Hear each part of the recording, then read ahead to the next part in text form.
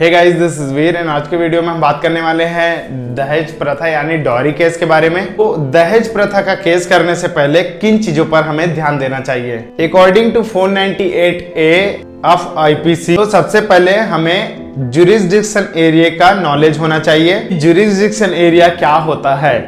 तो गाइस, मैं सबसे पहले आपको बता दूं कि ज्यूरिसडिक्शन एरिया के बारे में। पर्टिकुलर एरिया में एक कोर्ट डिवाइड की होती है कि इस कोर्ट में इस पर्टिकुलर एरिया का केस फाइल किया जाएगा। जैसे कि हम एग्जांपल से समझ लेते हैं, मुंबई के बांद्रा एरिया का जो भी इंसिडेंट होता है वो केस कोर्ट नंबर 5 में फाइल किया जाएगा। तो मुंबई के बांद्रा एरिया में जो भी घटना हो, जो भी इंसिडेंट हो, तो वो कोर्ट नंबर 5 में ही फाइल किया जाएगा। और अगर कोर्ट नंबर 5 के अलावा किसी और कोर्ट में फाइल किया जाता है तो वह कोर्ट उस केस पर सुनवाई नहीं करेगा और उस केस को रद्द कर दिया जाएगा ज्यूरिसडिक्शन एरिया के चलते। यही हमें देखना होता है कि घटना कौन से एरिया में हुई है और वह एरिया कौन से कोर्ट में आता है।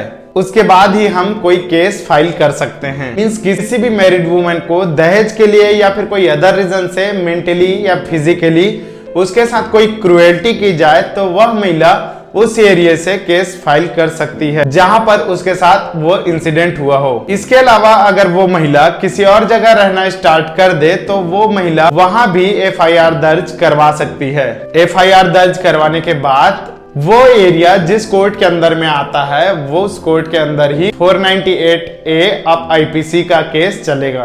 तो इस केस में डिस्कस करने से पहले आपको कुछ बताना चाहूंगा। तो सबसे पहले यह समझ ले सेक्शन 498A के अंदर क्रुएल्टी का क्या मतलब है। क्रुएल्टी के दो टाइप्स होते हैं, एक फिजिकली और एक मेंटली। सबसे पहले हम फिजिकली को समझ लेते हैं। तो फिजिकली का मतलब होता है कि कोई भी मैरिड वुमेन के साथ कोई मारपीट किया गया हो, और मेंटली का मतलब होता है कि उसको कोई ऐसा वर्ड बोला जाए जिससे वो मानसिक रूप से परेशान हो जाए या मेंटली डिस्टर्ब हो जाए। तो इसी तरह से कोई भी इंसिडेंट या घटना एक विवाहित महिला के साथ उसके हस्बैंड के द्वारा या उसके हस्बैंड के फैमिली मेंबर के द्वारा या उसके हस्बैंड के रिलेटिव्स के द्वारा किया गया हो तो यह केस सेक्शन 498 ऑफ आईपीसी के अंदर आता है। ऐसे में वह महिला किसी भी अदर सिटी में जाकर रहना स्टार्ट कर दे तो वह वहां भी अपना एफआईआर दर्ज करवा सकती है, जिससे वहीं के लोकल कोर्ट में उनका सुनवाई किया जाएगा। एक केस लॉ भी है जो मैं आपको बताना चाहूंगा, Roohi versus Anees Ahmed and ORS. इस केस में हुआ ये था, जो एक विवाहित महिला थी उसके साथ घटना जो हुआ था, जो इंसिडेंट हुआ था वो यूपी के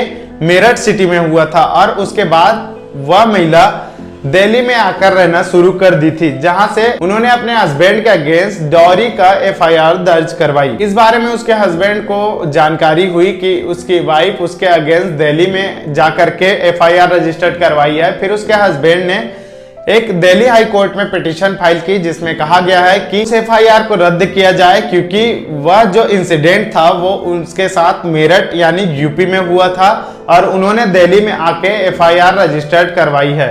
तो ऐसे में कोर्ट को ज्यूरिसडिक्शन नहीं है कि वह उस एफआईआर को एक्सेप्ट करे, इसलिए उसकी वाइफ के द्वारा जो एफआईआर रजिस्टर्ड करवाई गई थी उसको रद्द किया जाए। तो गाइस, मैं आपको बता दूं मैक्सिमम केस में होता यही है, जिस एरिया में हमारे साथ या किसी के साथ इंसिडेंट हुआ हो तो वह केस भी उसी एरिया में रजिस्टर्ड की जाती है और इसी आधार पर उसके हस्बैंड ने हाई कोर्ट पे पिटीशन फाइल की थी। इस बात पर हाई कोर्ट ने उस एफआईआर को रद्द करने से मना कर दिया और उसमें कहा गया था कि जो इंसिडेंट मेरठ में हुई है यानी यूपी में, तो केस को दिल्ली से यूपी में फिर से ट्रांसफर कर दिया जाए। इसके बाद उस केस को दिल्ली से यूपी में ट्रांसफर कर दिया गया, जिसके बाद महिला ने सुप्रीम कोर्ट पे जाके फिर से एक पिटीशन फाइल की। तो उसमें उन्होंने रूपाली देवी versus state of Uttar Pradesh 2019 का जो केस था उसके बारे में बताया। किसी भी महिला के साथ 498A का अपराध कारित हो तो वह महिला जिस सिटी में जाके रहना स्टार्ट कर दी है वह उस सिटी में भी अपना एफआईआर रजिस्टर्ड करवा सकती है